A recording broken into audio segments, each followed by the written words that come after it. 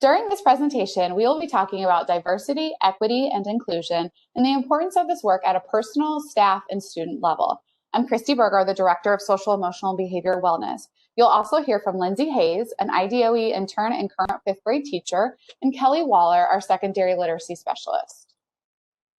During our time together, our objectives are to build a foundation on diversity, equity, and inclusion, also known as DEI. Also, to explore personal growth on identification and awareness of gaps with DEI, to promote staff evaluation and application of DEI, and to foster environments where students explore and challenge themselves in topics about diversity, equity, and inclusion. DEI work truly is a process and requires a person to engage at several different stages. The first stage is solely to focus on personal growth and development. During this stage, self-exploration will be required in order to engage positively in this work and a way to empower students. Once you have grown in this stage and are ready to move on to the next, you will look at the second stage, which is staff growth. During this stage, you and your staff will work to build a common language, work to hold each other accountable, and create spaces to learn from one another. The last stage will be student growth. During this stage, students will work to engage in critical conversations where they listen to understand and respond with respect. This, again, is a process, which means you are going to flow in and out of these 3 different categories throughout your time teaching and being as an adult. So really make sure that you're intentional in the work and you start with personal growth, as that will be a strong foundation for you. Throughout this presentation, you'll notice on the slides where it may say personal growth, staff growth, or student growth. And this is just a reminder to show you which part of the work we are currently engaged with on the slide. The first step in personal growth is to build your own foundation for this work. The Indiana Department of Education has 7 SEL competencies for students and adults. Insight is the ability to know your emotions, how they affect your thoughts and actions. Gaining insight is an important skill for building self-confidence, self-esteem, and empathy for others. Insight helps students recognize their own strengths and areas of growth. This competency is truly where DEI work lives. Take a moment to reflect on that definition of insight. How does insight promote one's awareness of their own intersecting identities, culture, history, heritage, and community practices? When I reflect back on this question, I see insight as essential for a student and an adult to be able to own and identify their own self-being, confidence, and esteem, which means they can hone in on their strengths, and they can also be really intentional in their feelings around diversity, equity, and inclusion for all. To lay any strong foundation, we will need to identify common language and what these terms might mean to you. You will see below the resource linked from Teaching Tolerance, which digs even more in depth in this work. But let's look at these terms. Let's start with identity. Identity is the set of visible and invisible characteristics that we use to categorize and define ourselves and those around us. This could include gender, race, age, religion, and on and on. When talking about identity, there are several additional terms to be aware of. The identity group is a group of people who share one or more identity characteristics. The dominant identity group is an identity group whose members share a common privilege. Intersectionality is a term that shows that we can live in different groups depending on our characteristics. Now let's shift to injustice. A bias is a conscious or unconscious prejudice against an individual or group based on their identity. Discrimination is prejudice in action. These terms are the foundation of DEI work. There are many more to be aware of, but these will lay the foundation. It will be really important for you and your staff to make sure to define these terms and use these common language as you do continue diversity, equity, and inclusion work at your school. So now that we've identified some terms, let's evaluate your own identity and the identity groups that you belong to. Looking at the characteristics on this slide, please write down your responses to each category. For example, for gender, I would write female. For race, I would write white, and continue on throughout each category. Once you have completed your answers to each category, please then put a star next to the dominant groups. Just a reminder that is white, straight, male, Christian. These are our dominant groups in our current society. Now reflect. Reflect on yourself and your identity, and make sure that you can see the different identity groups or group that you might connect with most. Please take a time to watch this 5-minute clip of Anderson Cooper and his study on kids and race. Once you've completed the video, please take the time to reflect on the following questions. 1, were you surprised to see how young we start to create identity? 2, what were your initial thoughts when seeing the children point at different colors? 3, how do you think children create their early bias?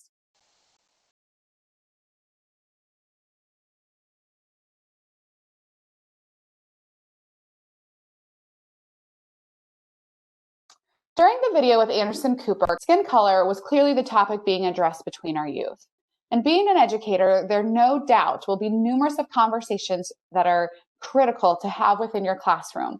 Some might feel uncomfortable, and that's okay. We're all in this together and learning together. Look at this slide and look at the variety of topics that may come up in your classroom, regardless of the age that you teach. When you're looking at these topics, which do you feel comfortable? Which topics do you say, yes, I could have that conversation with my students. I feel prepared and ready to learn with them. Which topics might be a bit intimidating for you? You might not feel comfortable talking about with students and or peers. Write those down, write both down. The ones that you feel comfortable with and the ones that you feel as though you need a little more work on. So when we're identifying that there are topics that we might feel uncomfortable with, there are things that we can do to increase that comfort level. So if our first thought is, I don't feel prepared to have this conversation, don't avoid the conversation. Instead, educate yourself. If your thought is you're afraid that you'll say the wrong thing, that's okay. Be willing to acknowledge and apologize when appropriate. If your thought is it's not my place to lead these conversations, create a space where your students can take the lead and you can all learn together. If your thought is I'm still learning, great. This is a learning process. We should all be learning all the time, but be humble and share that with your students. It's such a huge importance for us as educators to really show our students and to model what learning through difficult conversations can create and provide as we go through this work. Please watch this short clip on 5 tips on being an ally.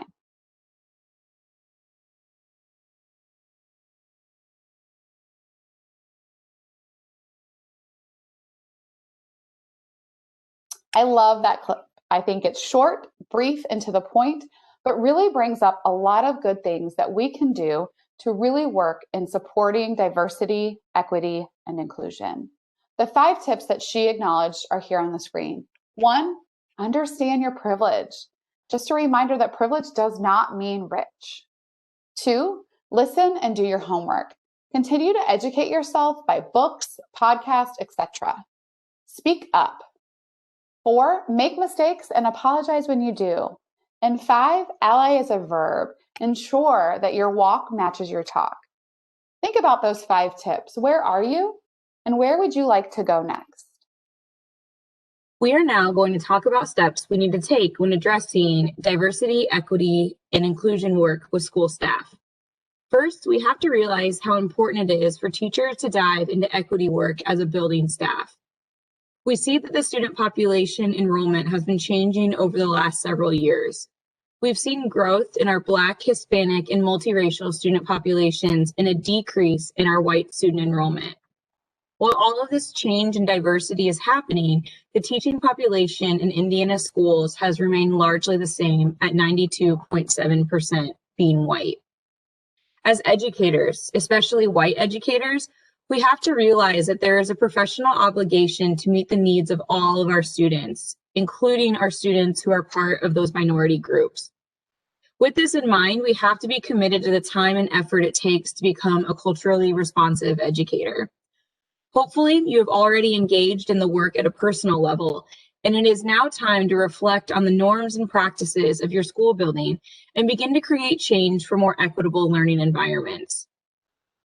It's also best to keep in mind that culturally responsive teaching practices are not just beneficial to students of color. All students can benefit from diverse learning experiences, and having their individual voices and experiences become centralized in the curriculum. Even if you teach in a predominantly white school, it is important to challenge yourself and your students to meet the needs for students who will go on to live, learn, and work in a highly diverse society. The first recommendation is to create a team of teachers who are committed to diversity, equity, and inclusion. These teachers can form an equity team who can help guide the rest of the staff. We encourage that these equity teams are made up of both administrators and teachers, new and veterans. First, your equity team will want to establish common goals. You have to have a clear path to where you are trying to go, and most importantly, how you're going to plan to measure that success. Next, when putting the equity team together, we want to ensure that minority populations are represented within the team. If you have teachers who represent marginalized groups like races, religion, LGBTQ, different languages or disabilities, it is important to include them in the work as they can help provide perspective. If you don't have a diverse staff population to draw from, consider bringing in parents or members of the community who can represent these groups.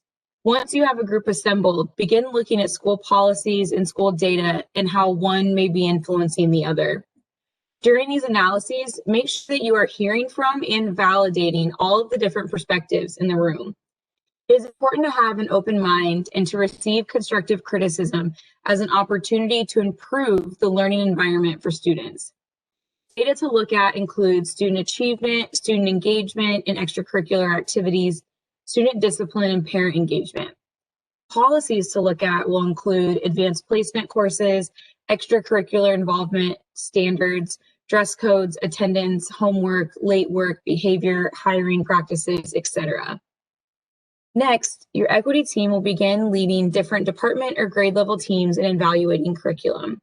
We will dive into what to look for during these analyses, but the vehicle that is used to deliver the content is going to be most important. Whose stories are we telling? Whose research do we reference? And how do we allow students to demonstrate their knowledge? Best practices for any group coming together with an objective is to create a shared mission and vision statement for the work that needs to be done. The mission statement should state the work that is going to be done by the team, and the vision statement should address where the organization wants to be in the future. Right now, most school mission and vision statements are similar in that they want to create students who are lifelong learners and who are able to navigate society in the 21st century. And this is all wonderful, but it leaves out the specific work that could be happening within the school district. I encourage schools to create very clear and specific vision and mission statements that are unique to the work that they plan on doing and how they want to differentiate themselves from other schools. Once you've developed those goals, you must determine what your success criteria is going to look like.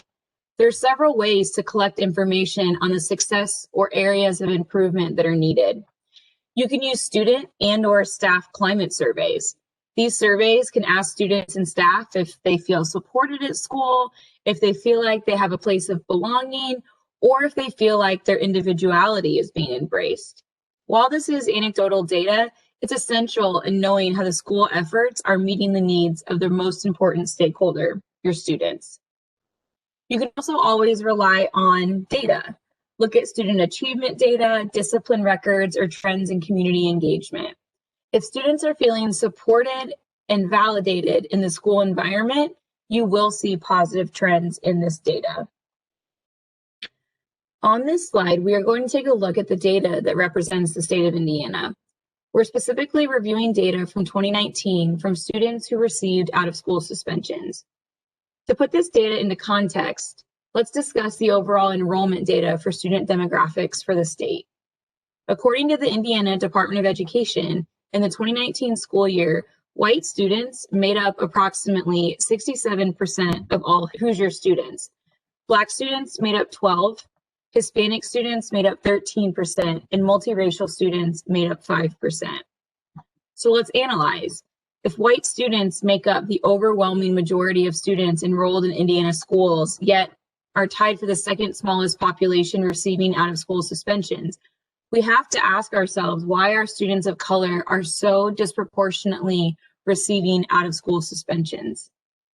A concept from Dr. Ibram X. Kendi is that we have to stop looking at problems with people, and we have to look at the problems with policies. And this is exactly what the next steps are in the process of moving a school toward more culturally responsive practices. We can no longer pretend that the achievement gap between groups of students is a problem that we can place on other people. As school leaders and educators, we have to take responsibility for this data and be willing to take steps making it more equitable and better learning opportunities for students. We can see similar gaps in our student performance data as a state. According to the Indiana Department of Education, when looking at the results of the 10th grade ISTEP in 2019, our white and Asian students significantly outperformed our Black and Hispanic students. We know that our system of education is not meeting the needs of all students. We have to be willing to address and take responsibility for this data. Our first steps have to be making changes to our teaching methods and course curriculums to better include the identities and the skills that all students have to offer. On this slide, we are looking at strategies schools can implement to address their policies that might be harmful to the academic and emotional development of their students. First, let's look at discipline policies. Restorative justice is a form of behavior management that allows for students to recognize their actions, take responsibility, and seek forgiveness from their peers or the people to which they have caused harm.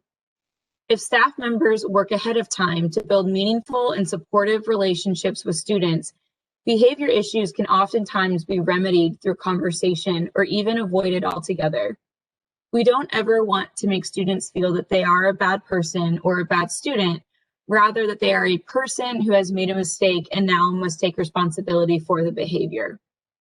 We want to work on limiting the amount of days that students spend out of the school building, which leads to creating alternative options to discipline to replace out-of-school suspensions.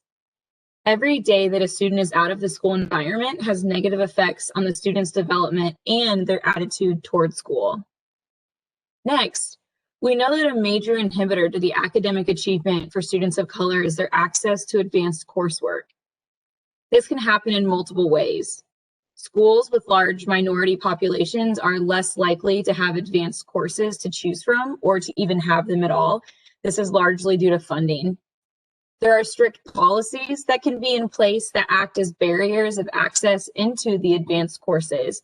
Or lastly, there's a huge gap in the type of assignments that are provided to students of color in comparison to their white counterparts.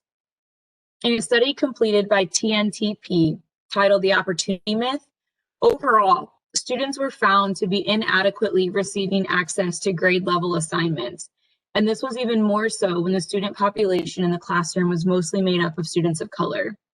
The study found that 38% of classrooms had no grade level assignments in the classroom where the student population was mostly of color. Whereas in classrooms that had mostly white student populations, only 12% of classrooms had no access to grade level assignments. The lack of access to grade level appropriate assignments mean that students may be doing well in school based on their completion of assignments, but the assignments themselves lack the rigor students need to meet the expectations of state academic standards and college and career readiness. Schools can address this problem by ensuring that all teachers are trained in what high quality work looks like and that teachers maintain high learning expectations for all students, especially those students of color. Next, schools need to evaluate any barriers they may have in place keeping students from enrolling in gifted and talented programs or advanced courses. Oftentimes, schools rely on standardized test scores, which research well shows can often be discriminatory to students of color. And it requires that students demonstrate knowledge within a time frame rather than actually evaluating what they know and what they can do.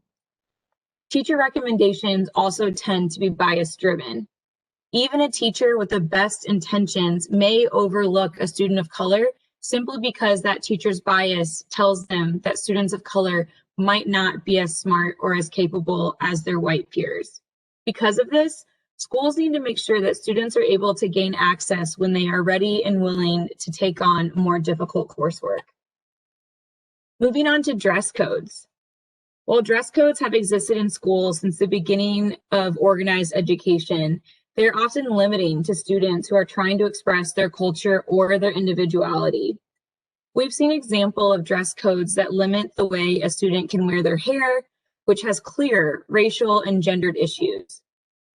Consider how a dress code may be requiring a student to assimilate to a white or European-focused expectation of appropriate, rather than being open-minded to other cultures and worldviews. Also, review dress codes for special events like a homecoming dance or prom or school spirit days. Ensure that special events allow students who may be gender fluid or non-binary to express their gender identity in a way that allows them to feel comfortable and safe. Spirit days should never lean into stereotypes or make light of a culture different than the one that is dominant. If you doubt it for even a second, play it safe and choose a different theme. Lastly, the extent to which a community is involved in the learning process is essential to student engagement. Make sure that if you have a large population that speaks a language other than English, that you provide easy access to documents in their native language, and that when necessary, there are translators available to support communication during any type of meeting. Parents who are learning English are entitled to engage in the learning process of their child just as much as any English-speaking parent. Make sure that this is happening in your school. Also, pay attention to reasons that might prohibit a parent from attending a school function. Is the time during typical work hours where an hourly employee may not be able to take time off or maybe can't afford to miss the extra hour? Does the event require transportation that a parent might not have access to on a regular basis? These are the questions to address when planning community engagement events. You may have to offer varied hours or days when parents are able to utilize flexibility of the school to their advantage to make sure that they are able to attend and be engaged. The other major step to work through with staff is evaluating curriculum. We've identified 3 major areas of focus for curriculum. Who are the experts? What types of problems are students asked to solve? And how can events from the world be brought into the classroom? First, when considering which experts you reference in your classroom, we are referring to the authors in a literature course, the founders of theories and research in a science class, the mathematicians in a math class, and the storytellers in social studies. We have to make sure that voices from people who represent different races, religions, gender, and heritages are represented and showing who has helped shape our world in the way that we understand it. When students see people who they can relate to being referred to as the experts, they're more likely to feel a connection to the content. They're able to see themselves also becoming an expert in that content. The learning is not something that any longer belongs to just men or just white people, but to someone who looks like them. Next, what problems are you asking your students to solve or explore? Again, this can come up in every classroom and subject area. In literature, what themes or issues are the characters experiencing? How can you engage students in issues that are relatable to them based on any part of their identity? Whether it's struggling to fit in, moving to a new country, or having a family member who struggles with addiction. In science, evaluate the quality of clean water in different communities, or how agriculture can affect a community's access to fresh, healthy food. In math, ask students to apply mathematical concepts to healthcare discrepancies between different racial groups, or the differences in school funding between schools in high-income versus low-income communities. In social studies, make sure the history and political events of all different groups are discussed and evaluated for their impact on the world today. Think about different types of protests that students could research, whether it's relating to women's suffrage, the Stonewall riots, or the civil rights movement. Lastly, bring in current events from the world into the classroom. Students are living in the same society that you are, and they are seeing the same stories on the news, and they need places to discuss what they see and express how it makes them feel. Make sure that you treat your students like individual people who are going through the ups and downs of life in the same way that you are, and recognize that they need help and support in navigating those experiences. Finally, we would like to address the final step, engaging our students. Students are seeing the same things we are in the news and in the world around them. It's our duty as educators to prepare them for that world outside our classrooms and schools. Please view this video that shows the importance of involving students in these conversations.